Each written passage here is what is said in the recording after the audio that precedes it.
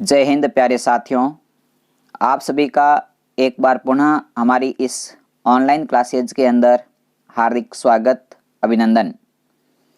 प्यारे साथियों, अपना ग्राम सेवक भर्ती परीक्षा 2021 का जो हमारे यहाँ से एक प्रकार से विशेष प्रकार का कोर्स जो निःशुल्क चलाया जा रहा है, जिसमें राजस्थान जीके, कंप्यूटर, रीजनिंग के साथ साथ साथियों इंडिया जीके की बात हम करते हैं। उसी सीरीज के अंदर आज हम मैथमेटिक्स की क्लास शुरू करने जा रहे हैं और आज साथियों हमारा पहला टॉपिक है लाभ एवं हानि। इसके बारे में हम कुछ इम्पोर्टेंट तथ्य और महत्वपूर्ण प्रश्नों की बात करेंगे। साथियों, इस सेशन में मैं आपके सामने वही प्रश्न डिस्कस करूंगा जो एग्ज़ाम में आ सकते हैं या पिछले कुछ एग्ज़ाम के अंदर आए हुए हैं। मैं आपको एक एक कंसेप्ट और एक एक तथ्य को आराम से सावधानी पूर्वक समझाऊंगा। फिर भी कोई प्रकार की त्रुटि रह जाती है तो आप अपना छोटा या बड़ा भाई समझ करके माफ़ कर देना। और साथियों, सेशन को पूरा देखना। पूरा देखने के बाद में यदि आपको आज की क्लास कैसी लगी ये आप कमेंट बॉक्स में मुझे अवश्य बताना। साथ ही साथ अपने मित्रों तक इस सेशन को शेयर करने का सहयोग जरूर करना। तो चलिए शुरुआत करते हैं आज की क्लास की। तो आज का अपना टॉपिक है साथियों, वो है लाभ और हानि। लाभ हानि के अंदर हम सबसे पहले बात करेंगे क्रय मूल्य। एक शब्द आएगा क्रय मूल्य, या हम जिसे कहते हैं लागत मूल्य। साथियों, बार बार हम एक बात डिस्कस करेंगे क्रय मूल्य। क्रय मूल्य तो पहले हमें ध्यान होना चाहिए कि क्रय मूल्य होता क्या है, इसको दूसरा क्या नाम है। तो क्रय मूल्य की बात करें या लागत मूल्य की बात करें, हमेशा साथियों ध्यान रखना, इनके क्रय मूल्य का मतलब होता है प्रोसेसिंग प्राइस और कॉस्ट प्राइस भी से कहते हैं। अक्सर मैं साथियों जब क्वेश्चन सॉल्व करूंगा तो मैं उसमें आपको शॉर्टकट नाम बताऊंगा सीपी। तो ध्यान रखना, क्रय मूल्य को हम शॉर्टकट में सीपी कहेंगे, इनकी कॉस्ट प्राइस कहेंगे, जिसे हम लागत मूल्य भी कहते हैं। यानी कि जिस मूल्य पर वस्तु को खरीदा जाता है या किसी वस्तु को खरीदने में किसी की जो लागत आती है उसे हम क्रय मूल्य या लागत मूल्य कहते हैं। सभी को पता है कि हम जिस भाव में वस्तु खरीदते हैं तो खरीदा गया मूल्य हमेशा क्रय मूल्य कहलाएगा। और साथियों ये हमेशा 100% के बराबर होगा। ध्यान रखना, क्रय मूल्य का मान हमेशा हम अपन 100% मान के चलेंगे, क्योंकि ये 100% क्या है, 100% क्या है, इसकी बात मैं आपके सामने जब क्वेश्चन करूंगा तब ध्यान रखेंगे। हमेशा आपको ध्यान रखना है कि क्रय मूल्य का जो भी मान होगा वो 100% के बराबर होगा। ये हम प्रश्न के अंदर बात करेंगे, तब आपको पूरी से पूरी बात समझ में आ जाएगी। इसके बाद देखिए अगली बात करते हैं विक्रय मूल्य की, जिसे साथ ही हम सेलिंग प्राइस कहते हैं। और इसे हम शॉर्टकट क्वेश्चन के अंदर बात करेंगे, तब हम एसपी की बात करेंगे। मैं बार बार एसपी की बात करूं तब आप समझ जाना कि एसपी का मतलब होता है विक्रय मूल्य, सेलिंग प्राइस। यानी कि वह मूल्य जिस पर किसी वस्तु को बेचा जाता है उसे हम सेलिंग प्राइस कहते हैं। और यह साथियों अलग अलग प्रतिशत के ऊपर निर्भर करेगी। जब अपन क्वेश्चन सॉल्व करेंगे तो आपको इसका बेसिक कंसेप्ट 100% समझ में आ जाएगा कि कॉस्ट प्राइस का मतलब क्या होता है और सेलिंग प्राइस का मतलब क्या होता है। इसे हम एसपी कब कहेंगे, सीपी कब कहेंगे और इसका क्या फंडामेंटल है। क्योंकि साथियों मैथ बहुत सारे लोग पढ़ाते हैं और पढ़ते भी हैं, लेकिन यदि हमने मैथ का बेसिक कंसेप्ट आराम से सीख गए तो ये श्योर है कि हम उस क्वेश्चन को भी आराम से हल कर देंगे। जी हाँ, बिल्कुल।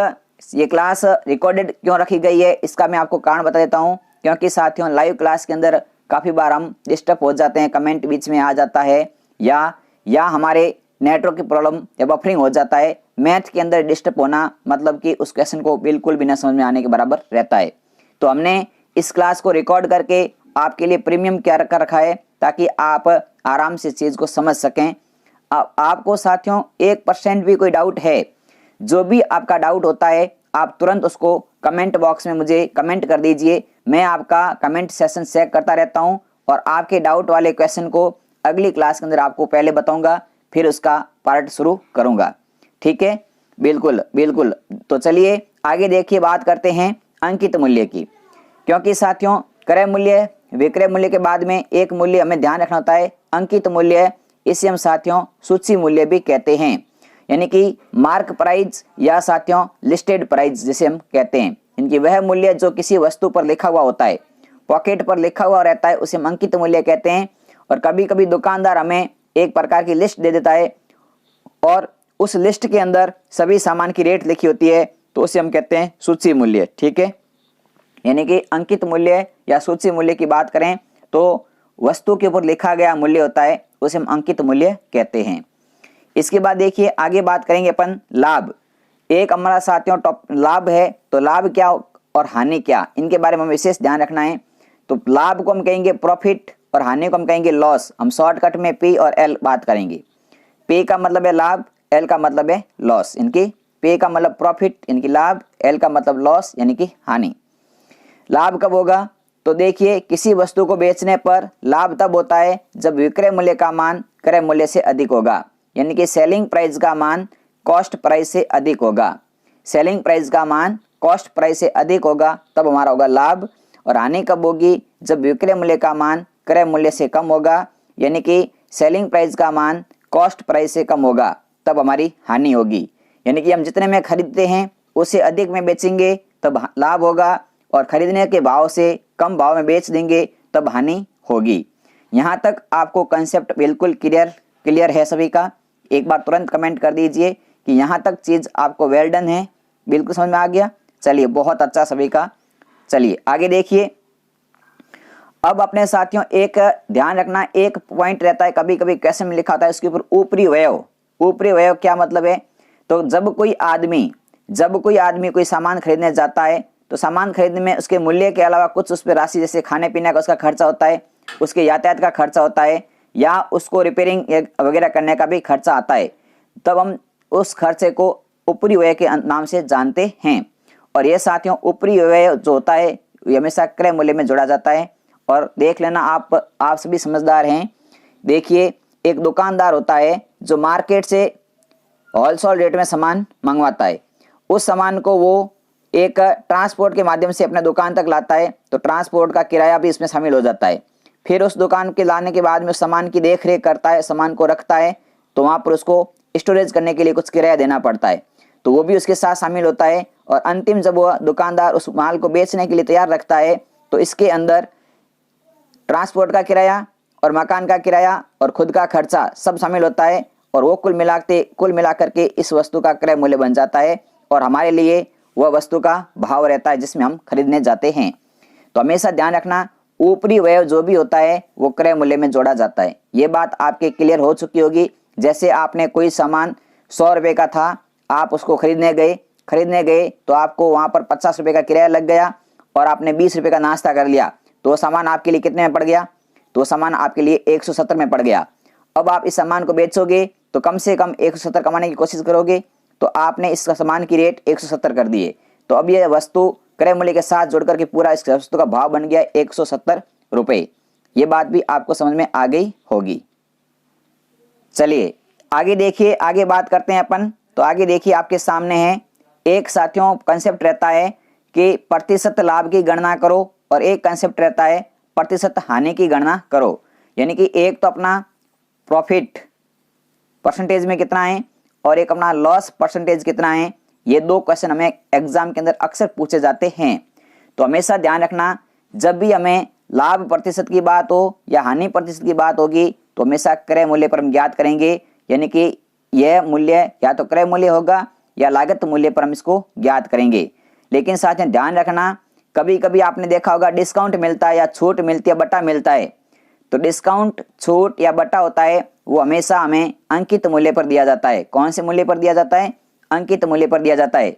जैसे एक वस्तु की रेट 100 रुपये है, इस पर 20% का डिस्काउंट है, मतलब यह वस्तु अब कितने की बेची जा रही है, 80 रुपये में बेची जा रही है। तो हमेशा ध्यान रखना ये अंकित मूल्य होगा और ये इसका बेचने का भाव होगा, और ये इसका डिस्काउंट यानी कि छूट या बट्टा कहलाता है। तो छूट हमेशा अंकित मूल्य पर मिलती है, जबकि लाभ हानि या प्रतिशत लाभ और प्रतिशत हानि बात होगी तो हमेशा क्रय मूल्य पर ज्ञात की जाएगी।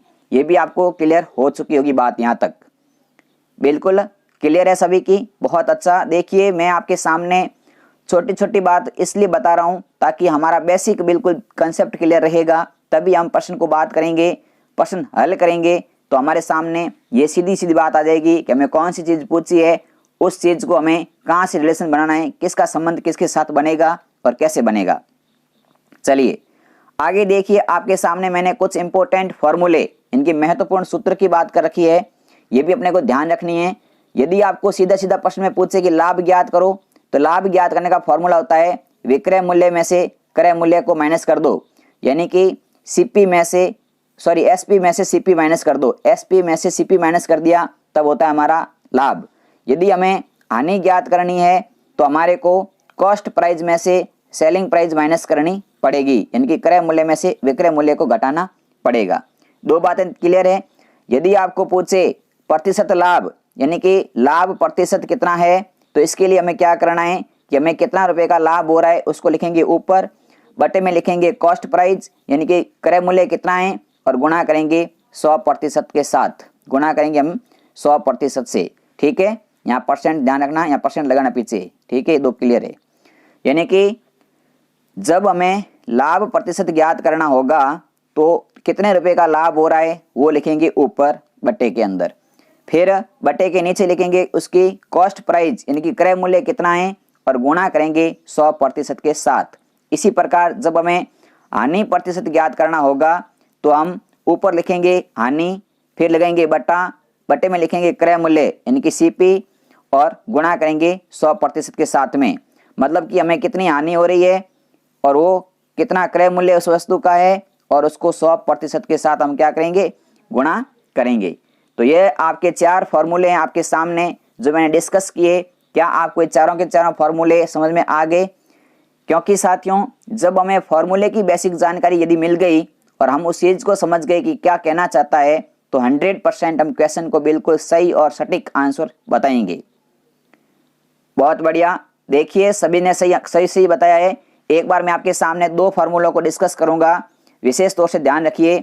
यदि आपको पूछे कि प्रतिशत लाभ पूछे तो कितने रुपए का लाभ हुआ वो लिखेंगे ऊपर, उसका क्रय मूल्य कितना है यानी कि सीपी कितना है वो लिखेंगे नीचे और हम गुणे में करेंगे उसका गुणा 100% के साथ। ये हमारा होता है लाभ प्रतिशत ज्ञात करने का फॉर्मूला। यदि हमें प्रतिशत हानि की बात होगी तब हम क्या करेंगे, कितने रुपए की हानि हुई वो लिखेंगे, हानि लिखेंगे ऊपर, बटे में उस वस्तु का क्रय मूल्य यानी कि सीपी कितनी है और उसका गुणा करेंगे 100% के साथ में, तब हमारा होगा हानि प्रतिशत। सभी का क्लियर हो चुका है?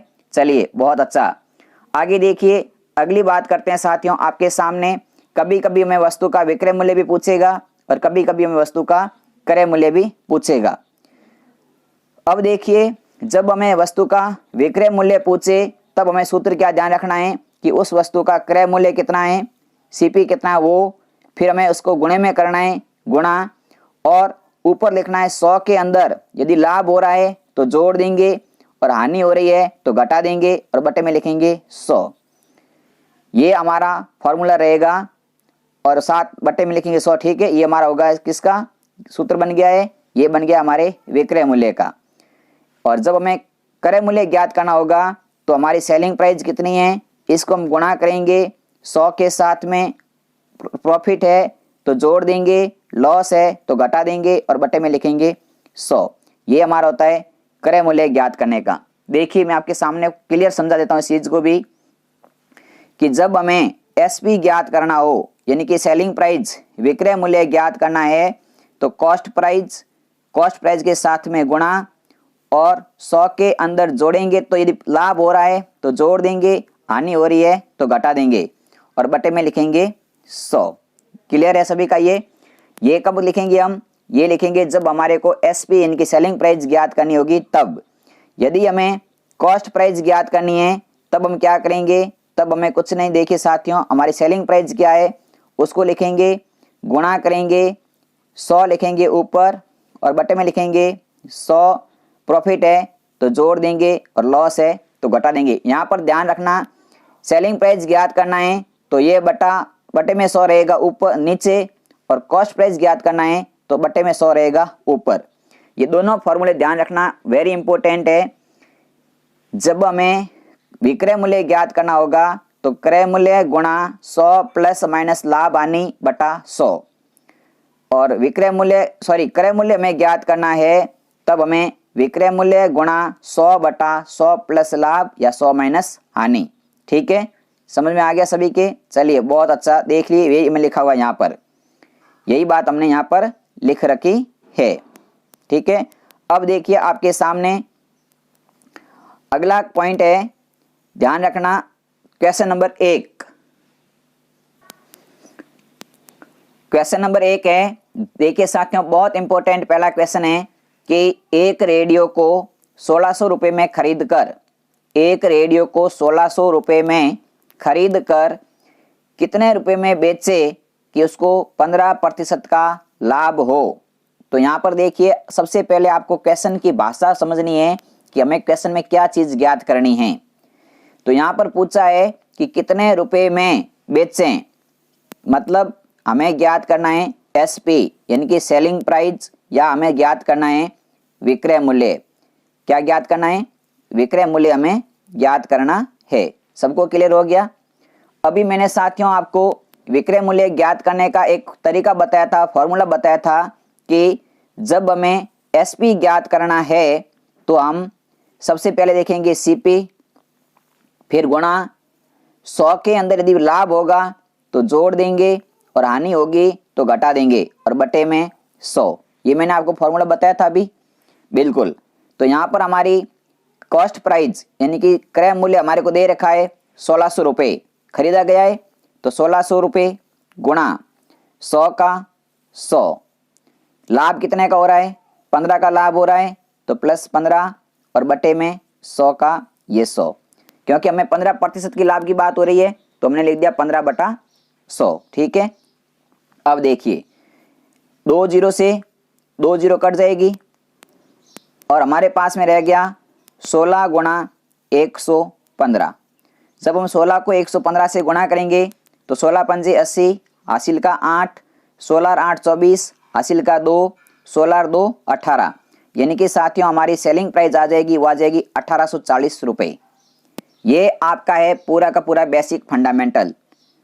क्या है? ये आपके पूरा का पूरा बेसिक फंडामेंटल है। अब मैं साथियों इस चीज को आपके सामने शॉर्ट ट्रिक से बताना चाहता हूं कि शॉर्ट तरीके से हम कैसे करें। तो हमारे को क्वेश्चन में दे रखा है, कॉस्ट प्राइस दे रखी है हमें, वो दे रखी है 1600 रुपये। कितनी दे रखी है? 1600 रुपये दे रखी है। और हमारे को प्रॉफिट प्रतिशत दे रखा है, वो दे रखा है 15%, ये चीज दे रखी है। बाकी हमें पूछा गया सेलिंग प्राइस क्या होगी। बिल्कुल यही क्वेश्चन था हमारा कि सेलिंग प्राइस क्या होगी।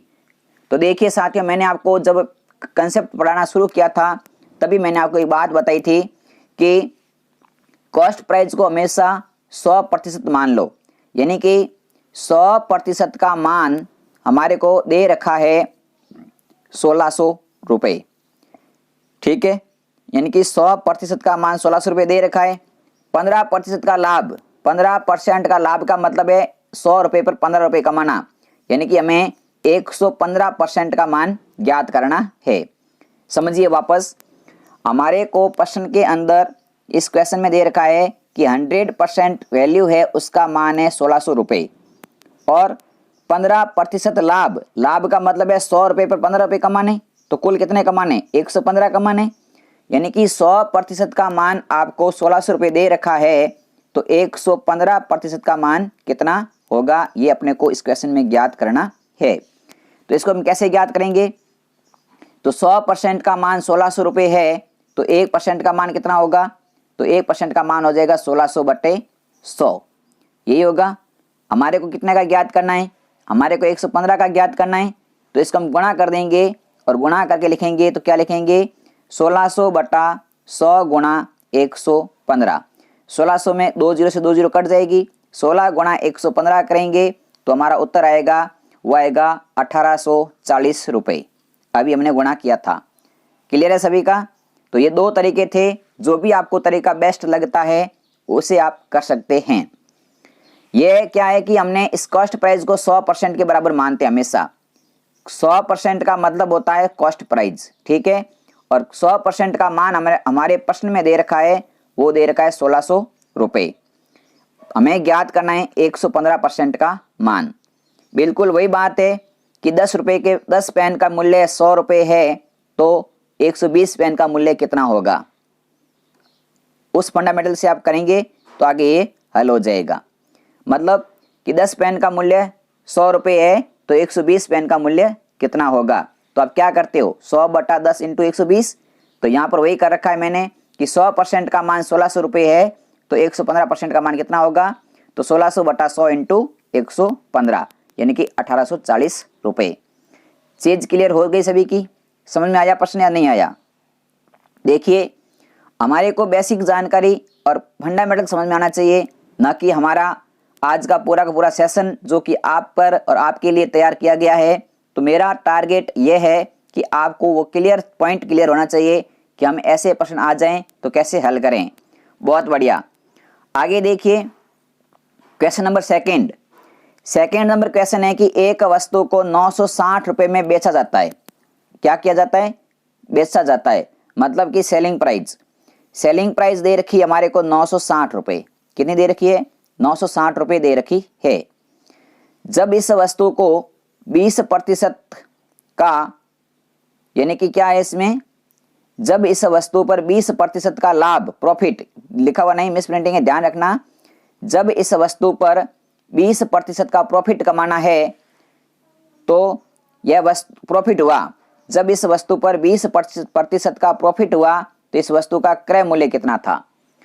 समझिए क्वेश्चन, वापस समझिए, मैं क्वेश्चन पूरा बोलता हूं, आराम से सुनिएगा कि एक वस्तु को जब हम 960 रुपये में बेचते हैं तो हमें 20% का लाभ होता है, तो वह वस्तु कितने की थी।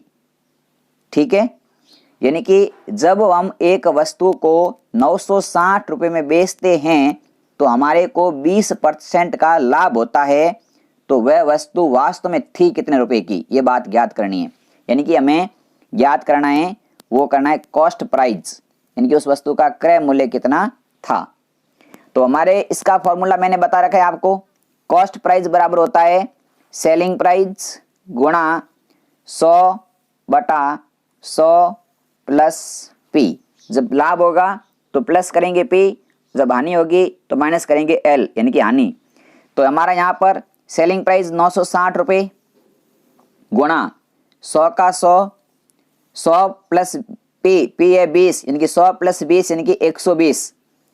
एक जीरो से साथियों एक जीरो कट जाएगी, 12 का भाग 96 देंगे तो भाग जाएगा 12 8 बार, 12 8 96।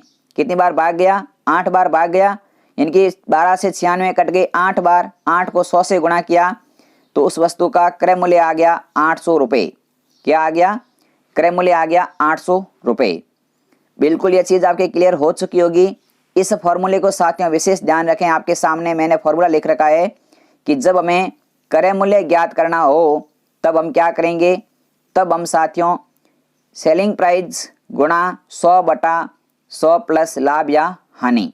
ठीक है, और जब हमारे को सेलिंग प्राइस ज्ञात करनी थी तब हम इस चीज को उल्टा लिखते थे सेलिंग प्राइस के लिए, जो मैंने पिछले क्वेश्चन में आपको समझा दिया था। अब देखिए इस क्वेश्चन की भी ट्रिक समझते हैं अपन। तो देखिए अपने को साथियों प्रश्न के अंदर दे रखा है क्या, अपने को दे रखा है सेलिंग प्राइस कितनी दे रखी है 960 रुपये। ठीक है, अपने को लाभ दे रखा है, कितने का लाभ दे रखा है 20% का, मतलब 100 रुपये पर 20 रुपये का लाभ हो रहा है। क्या चीज ज्ञात करनी है, तो अपने को ज्ञात करनी है कॉस्ट प्राइस, यानी कि उस वस्तु का प्रारंभिक मूल्य या कॉस्ट प्राइस क्या थी। अब देखिए 100 रुपये पर 120 रुपये का मतलब हो गया 120%। 20% का लाभ का मतलब है 120%, यानी कि 120 का जो परसेंट है ये आपके 960 के बराबर है। ये प्रश्न में दे रखा है, अपने को पूछा है कि इसके 100% का मान कितना होगा। तो कुछ भी नहीं है, 960 में 120 का तो भाग लगा दो और 100 से गुणा कर दो। तो 120 से 960 कट गए 8 बार और 8 को 100 से गुणा कर दिया तो अपना उत्तर आ गया 800 रुपये। यह है शॉर्ट ट्रिक। देखिए मैंने आपके सामने दो वीडियो से मैं प्रश्न करवा रहा हूं ताकि आप आराम से उस चीज़ को समझ जाएं कि आपको कौन सा फंडामेंटल लगाना है। और साथ ही मैंने कॉस्ट प्राइस का मान 100 लिखा है और मैंने आपको पहले भी बता रखा है, ध्यान रखना हमेशा ध्यान रखना कॉस्ट प्राइस का मान हमेशा 100% के बराबर होगा। ये हमेशा आपको नोट बना के ध्यान रखना है कि कॉस्ट प्राइस का मान हमेशा हमें 100% के बराबर रखना है। सेलिंग प्राइस में यदि लाभ हो रहा है तो जुड़ जाएगा, हानि हो रही है तो घट जाएगी। यहाँ 20% का लाभ हो रहा था, मतलब 120 रुपये बन गए। ठीक है, क्लियर। यानी कि 120% का मान हमारे को प्रश्न में दे रखा है 960, हमें 100 का ज्ञात करना है। तो वही आपका बेसिक फंडामेंटल जो हम कई कक्षा में सीखते हैं, कक्षा 6ठी 7वीं में हम चीज पढ़ते हैं, वही बात है कि 120 का मतलब है 960, तो 100 का मतलब कितना होगा, तो 960 बटा 120 गुणा 100। ठीक है, और इसको हम हल करेंगे तो हमारा उत्तर आ जाएगा 800 रुपये। सभी का पॉइंट क्लियर हो गया। चलिए अगला क्वेश्चन है आपके सामने, क्वेश्चन नंबर 3 नंबर क्वेश्चन साथियों बहुत इंपॉर्टेंट क्वेश्चन है। एग्जाम में ऐसे क्वेश्चन अक्सर पूछे जाते हैं। इसको आप स्टार बना लीजिए 3 नंबर क्वेश्चन को, कि आजकल का जो हमारे एग्जाम का पैटर्न है ना, वो बहुत अच्छा पैटर्न बन गया है। और इसमें आजकल क्वेश्चन पूछा जाता है कि यदि 5 रुपए में 8 फल खरीदे जाते हैं, 5 रुपए में 8 फल खरीदे जाते हैं और 8 रुपए में 12 फल बेचे जाते हैं, 8 रुपए में 12 फल बेचे जाते हैं, तो कितने प्रतिशत का लाभ और कितने प्रतिशत की हानि हुई। बिल्कुल ऐसे प्रश्न आ जाए तो साथियों थोड़ा सा इसको हम सब्र करके सीखेंगे। पहले आप इस चीज को बेसिक कैसे करेंगे वो सीखेंगे, उसके बाद में इसकी आपको शॉर्ट ट्रिक भी बताने वाला हूं। तो सबसे पहले देखिए इसकी बेसिक बात करते हैं। तो बेसिक बात क्या है, बेसिक बात यह है कि 8 फल का क्रय मूल्य, 8 फल का क्रय मूल्य कितना है, खरीदना है। तो 5 रुपए में 8 फल खरीदा जा रहा है, 5 रुपए में 8 फल खरीदे जा रहे हैं। तो साथियों देखिए 8 फल का सीपी, 8 फल का सीपी कितना है, इनकी क्रय मूल्य कितना है, तो है 5 रुपए। बिल्कुल है। फिर आपके सामने दे रखा है 12 फलों का विक्रय मूल्य, यानी कि 12 फल का एसपी दे रखा है आपको, 12 फल का एसपी दे रखा है आपको, वो दे रखा है कितना, 8 रुपया दे रखा है ना। ये रहा 8 रुपए में 12 फल बेचे जा रहे हैं। तो 12 फलों का विक्रय मूल्य आपको दे रखा है 8 रुपए। यदि 12 फल का 8 रुपया है तो 8 फल का कितना होगा, हमें ज्ञात क्या करना है, 8 फल का करना है। तो 8 फल का एसपी कैसे ज्ञात करेंगे, तो आप ज्ञात कर सकते हैं ना, 8 बटा 12 गुणा 8। कैसे किया मैंने, देखिए वापस समझा रहा हूं, आराम से समझिए चीज को। यहां से देखिए इस पॉइंट से कि 12 फल का विक्रय मूल्य, 12 फल का विक्रय मूल्य है वो है 8 रुपया। 12 फल 8 रुपए में बेचे गए, तो एक फल कितने में बेचेंगे, एक फल बेचेंगे 8 बटा 12 में। अपने को कितने फल बेचने, 8 फल बेचने, तो 8 फल का कितना आएगा विक्रय मूल्य, तो 8 बटा 12 गुणा 8 आएगा। ये तो आ गया 8 फल का विक्रय मूल्य और ये आ गया 8 फल का क्रय मूल्य। अब अपन साथ में इसको हल करते हैं। तो देखिए 2 के पाड़े से कट गया 4 के पाड़े से 8 कट गया 2 बार, और 4 के पाड़े से 12 कट गया 3 बार। 8 को 2 से गुणा करेंगे तो अपना उत्तर आएगा, वो आएगा 16 बटा 3। कितना आएगा, 16 बटा 3 रुपया आ गया उत्तर। यहां तक देखिए क्या आया है, ये 8 फलों की एसपी आई है। अब 5 रुपए में खरीदा, 8 फल कितने में खरीदा, 5 में खरीदा और 16 बटा 3 में बेचा। 16 बटा 3 साथियों 5 से बड़ी वैल्यू है, छोटी है, तो साथियों 16 बटा 3 है वो 5 से थोड़ा सा बड़ा है। तो इस व्यापार में हमें लाभ होगा। और लाभ कैसे ज्ञात करते हैं, तो देखिए 16 बटा 3 में से 5 माइनस कर देते हैं।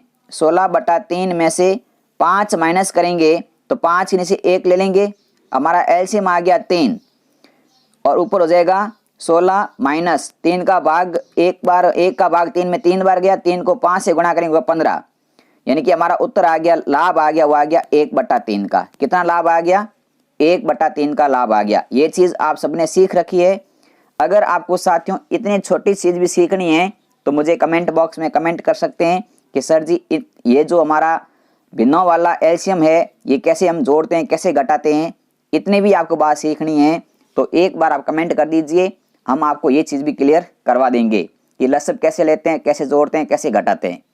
ठीक है, लाभ कितना आ गया, तो लाभ आ गया 1 बटा 3।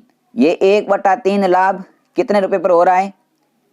आप सभी को पता है कि ये 1/3 लाभ हमारे को 5 रुपए पर हो रहा है, यानी कि 5 रुपए पर 1/3 लाभ हो रहा है। तो 1/3 ये तो हो गया हमारा लाभ बटा क्रय मूल्य। क्रय मूल्य हमारा है 5 गुणा 100%। इसको हम जब हल करेंगे तो हमारे पास में लाभ प्रतिशत ज्ञात हो जाएगा। और लाभ प्रतिशत कितना आएगा? जब हम इसको साथियों हल करेंगे तो बटे में 3 यहाँ नीचे जाएंगे गुणे में 3 और 100/15, और 100/15 का मतलब होता है 6 सही 2/3%। इसको जब हम हल करेंगे तो आएगा 6 सही 2/3%। एक तरीका साथियों बेसिक है पूरा, इतना बड़ा हमारे पास में एग्जाम में टाइम नहीं मिलता है। ये हमारा बेसिक फंडामेंटल है जो हमारे पास में एग्जाम में इतना बड़ा टाइम हमें नहीं मिलता है। अब देखिए मैं आपके सामने इसकी शॉर्टकट ट्रिक बता रहा हूं, वो ध्यान रखना। प्रश्न है आपका कि 5 रुपए में 8 फल खरीदे और 8 रुपए में 12 फल बेचे। क्या प्रश्न है आपका? प्रश्न ये है कि 5 रुपए में 8 फल खरीदे, ये तो है अपना रुपया और ये है अपना फल। फिर दूसरी बात बता रहा है कि 8 रुपए में 12 फल बेचे, 8 रुपए में 12 फल बेचे। ये क्या किया गया है? यहां पर तो आपके खरीदा गया है और यहां पर आपके बेचा गया है। ये प्रश्न में दे रखा है। क्लियर है सभी के? अब देखिए जब भी हमारे पास में ऐसा प्रश्न आ जाता है तो हमें क्या करना है? फलों की संख्या बराबर करनी है। फलों की संख्या क्या करनी है? बराबर करनी है। तो 8 को मैं किससे गुणा कर दूं? तो 8 को गुणा कर देता हूं 3 से और 12 को गुणा कर देता हूं 2 से। तो फलों की संख्या कितनी हो गई? 24 हो गई या नहीं हुई? हो गई ना 24। 8 3 24 और 12 दूना 24, बराबर आ गए फलों की संख्या। जब यहां पर अपने 3 से गुणा किया है तो 5 को भी गुणा किससे कर देते हैं? 5 को भी 3 से गुणा कर देते हैं। यहां गुणा 2 से किया है तो यहां भी गुणा 2 से कर देते हैं। तो देखिए 15 रुपए में 24 फल खरीदे, 15 रुपए में 24 फल खरीदे। बात बन गई, समझ में आ गई चीज। और 16 रुपए में 24 फल बेचे, 16 रुपए में 24 फल बेचे। क्लियर है? 15 में 24 फल खरीदे और 16 में 24 फल बेचे, मतलब 1 रुपया ज्यादा कमाया कम कमाया? 1 रुपया अधिक कमाया। 1 रुपया किस पर अधिक कमाया? 15 रुपये खर्च कितने किए थे अपने? 15 खर्च किए, कमाए कितने? 16 कमाए। तो 1 रुपया अधिक कमाया। ये किस पर कमाया? ये हमने कमाया 15 रुपए के ऊपर। हमारा कॉस्ट प्राइस क्या था? 15 रुपए था। 1 रुपए का लाभ 15 रुपए पर हो रहा है तो 100 पर कितना होगा? तो 100% से गुणा कर देंगे तो हमारा उत्तर आएगा 100/15 और 100 में 15 का भाग देंगे तब उत्तर आएगा 6 सही 2/3%। 6 सही 2/3% लाभ। ठीक है, ये हमारा आंसर रहेगा। बिल्कुल मैंने आपको अच्छे से समझाया है। क्लियर हो गया होगा पॉइंट आपको कि 15 रुपए में 24 फल खरीदे और 16 रुपए में 24 फल बेचे तो आपको 1 रुपया अधिक मिला। और वो किस पर मिला? 15 रुपए पर मिला। तो 100 पर कितने का मिलेगा? तो 100 पर लाभ मिलेगा, वो मिलेगा 6 सही 2/3% लाभ। क्लियर है ना? पॉइंट क्लियर हो गया ना? बहुत अच्छा। चलिए, हाँ बिल्कुल ऐसे ही क्वेश्चन एग्जाम में पूछे जाते हैं और इतने आसान क्वेश्चन आते हैं। आप कहोगे साथियों 1 या 2 दिन के अंदर मैं आपके सामने 2016 का जो ग्राम सेवक का पेपर हुआ था उसके अंदर गणित के कौन कौन से सवाल पूछे गए हैं उसका भी मैं आपके सामने एक वीडियो डाल दूंगा कि 2016 में कौन कौन से क्वेश्चन आए थे और उसका लेवल क्या था। तब आपको पता चल जाएगा कि मैथ का क्वेश्चन कहां से और कितना पूछा जाता है। आगे देखिए आपके सामने क्वेश्चन नंबर 4 नंबर क्वेश्चन साथियों बहुत इंपॉर्टेंट क्वेश्चन है कि यदि 50 कलम का क्रय मूल्य 60 कलम के विक्रय मूल्य के बराबर है तो प्रतिशत लाभ या हानि ज्ञात करो।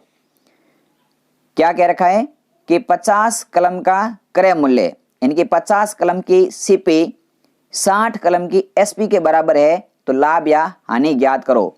देखिए साथियों ऐसे प्रश्न जब भी आ जाए तो आप एक फॉर्मूला याद रखें। बहुत इंपॉर्टेंट चीज है, ये ध्यान रखना। एक वस्तु का क्रय मूल्य दूसरी वस्तु के विक्रय मूल्य के बराबर कब लगेगा फॉर्मूला?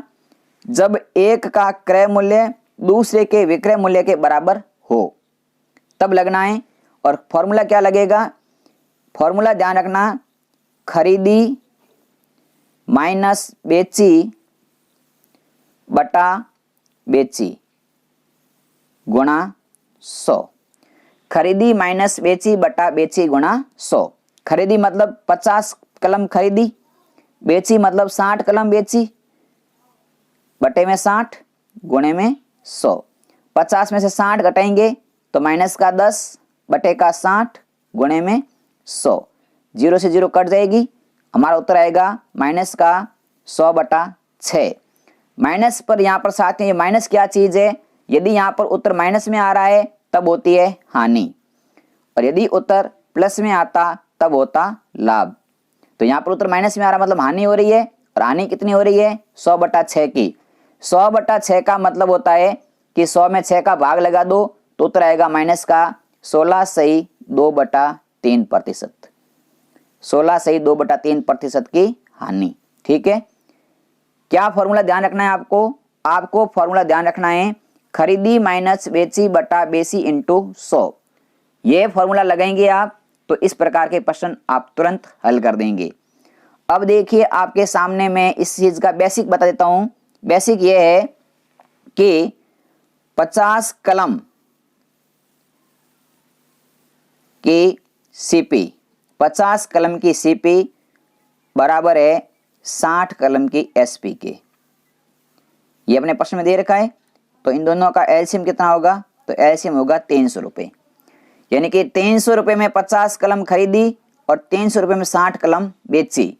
अब आपको सीधा सीधा बात पता चल गया होगा कि आपने 300 रुपये का खर्चा किया, 50 कलम आप खरीद करके लाए, और आपने 300 रुपये में 60 कलम बेच दी।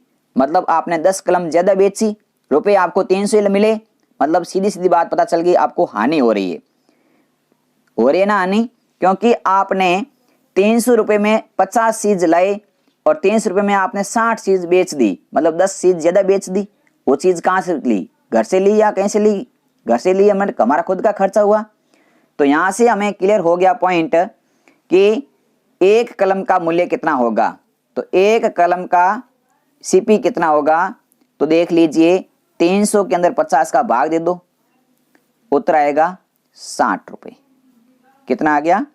6 रुपये। कितना आ गया? 6 रुपये आ गया एक कलम का। यानी कि एक कलम 6 रुपये में खरीदी। अब एक कलम का एसपी ज्ञात कर लो। एक कलम का एसपी, तो 300 में 60 का भाग लगा दो। 300 में 60 का भाग लगाएंगे तो उत्तर आएगा 5 रुपये। अब देखिए, 6 रुपये में पेन खरीदा, 5 रुपये में पेन बेच दिया, तो नुकसान हुआ या फायदा? नुकसान हुआ, मतलब हानि हुई। हानि कितने रुपए की हो गई? हानि होगी आपको 1 रुपये की। और वो हानि किस पर हुई? 5 पर या 6 पर? तो हमेशा हानि होती है वो क्रय मूल्य पर होती है। क्रय मूल्य कितना है? 6 है। तो हानि 1 रुपये की हानि 6 रुपये पर हुई, तो 100 रुपये की हानि पर कितना? 100 रुपये पर कितनी हानि होगी?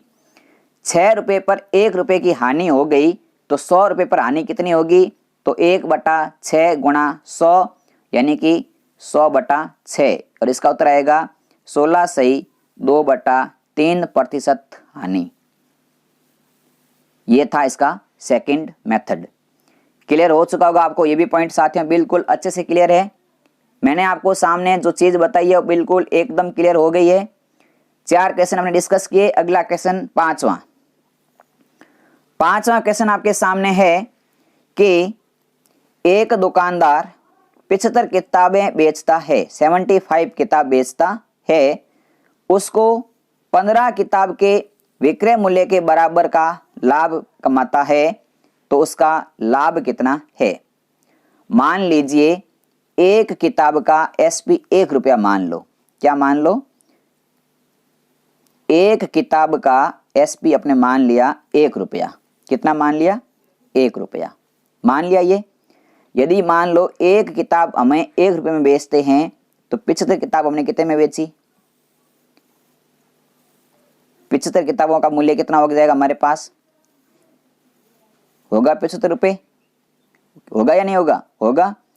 जब हमने 75 किताबें बेची तब हमारे को 15 किताबों के बराबर का लाभ हुआ। मतलब लाभ कितने का हो रहा है? तो लाभ हो रहा है हमें 15 रुपये का। 75 रुपये में 15 रुपये का लाभ हो रहा है, तो क्रय मूल्य कितना है? तो क्रय मूल्य क्या ज्ञात करते हैं? तो एसपी माइनस लाभ। एसपी कितना है? 75, लाभ कितना है? 15 का, तो क्रय मूल्य कितना आ गया? 60 रुपये। कितना आ गया? 60 रुपये आ गया क्रय मूल्य। अब अपने को पूछा है लाभ प्रतिशत, तो कितने रुपए का लाभ हो रहा है? लाभ हो रहा है 15 रुपये का। हो किस पे रहा है? क्रय मूल्य पर। तो क्रय मूल्य है 60 और गुणे में क्या आ गया? 100। क्लियर है चीज? 15 से कट गया 60 4 बार और 4 से कट गया 100 25 बार, यानी कि हमारे को 25% का क्या हो गया? प्रॉफिट, यानी कि लाभ हो गया। ये चीज आपकी समझ में आ गई होगी। देखिए मैं आपको इस चीज को एक बार वापस समझा देता हूं आपके सामने। हमारे को ये कह रखा है कि जब हम 75 किताबें बेचते हैं, 75 किताब हम बेचते हैं तो हमारे को 15 किताब के बराबर का लाभ होता है। मान लिया आपने एक किताब 1 रुपये में बेची, तो 75 किताबें कितने बिकेगी? 75 किताब का 75 रुपये लगेगा। जब हमने 75 किताब बेची तब हमारे को 15 रुपये का लाभ हो गया। 15 किताब का मूल्य 15 रुपये। 75 किताबों बेचने पर 15 रुपये का लाभ हो गया, तो क्रय मूल्य कितना है? तो इसमें से घटा दो 15। जब 75 में से 15 घटा दिया तो हमारे पास में वास्तविक मूल्य आ गया 60 रुपये। 60 रुपये के ऊपर हमने 15 रुपये कमा दिए। 15 रुपये कमा दिए, 60 पर कमाए, तो 100 पर हम कितने कमाएंगे? यही करेंगे काम। 15 से कट गया 60 4 बार, 4 से कट गया 100 25 बार, तो हमारा लाभ कितना आ गया? 25% हमारा लाभ आ गया। तो साथियों, आपको ये प्रश्न कैसे लगे इसके बारे में आप मुझे अपनी अमूल्य राय, यानी कि अपनी राय क्या है, आज की क्लास आपको कैसी लगी, इसके बारे में अपनी राय जरूर कमेंट बॉक्स में बताना। और वीडियो यदि आपको अच्छा लगा तो लाइक करना तथा अपने सभी मित्रों तक इस वीडियो को शेयर करना। यदि हमारा कोई बंधु पहली बार यूट्यूब पर विजिट कर रहा है तो इस चैनल को सब्सक्राइब करके बेल आइकन को भी प्रेस अवश्य कर लेना, इनकी घंटी को दबा देना, ताकि आपको यहाँ से क्लास स्टार्ट होती है तो नोटिफिकेशन मिल जाता है। कल साथियों इसी टॉपिक के हम कुछ इंपॉर्टेंट क्वेश्चन डिस्कस करेंगे। आज हमने 5 प्रश्न किए, कल 6 से लेकर के 20 प्रश्नों का मैं सेट लेके आऊँगा इसी टॉपिक का, उसको हम डिस्कस करेंगे और साथ साथ में समझेंगे भी। तो साथियों, हमारा पढ़ाने का तरीका और हमारे बेसिक कंसेप्ट क्लियर करने का तरीका आपको कैसा लग रहा है, इसकी राय मुझे कमेंट बॉक्स में बताना। लाइव क्लासेज रात्रि 9 बजे जीके की होगी, जिसमें आप सभी सादर आमंत्रित हैं। और रीजनिंग की क्लास, कंप्यूटर की क्लास, वो भी आपके साथियों आने वाली है, तो उसको भी आप अवश्य देखें और सभी क्लासों को तहे दिल से सपोर्ट करते रहें। इसी आशा और उम्मीद के साथ मैं अभी आपसे आज्ञा चाहता हूँ। जय हिंद, जय भारत।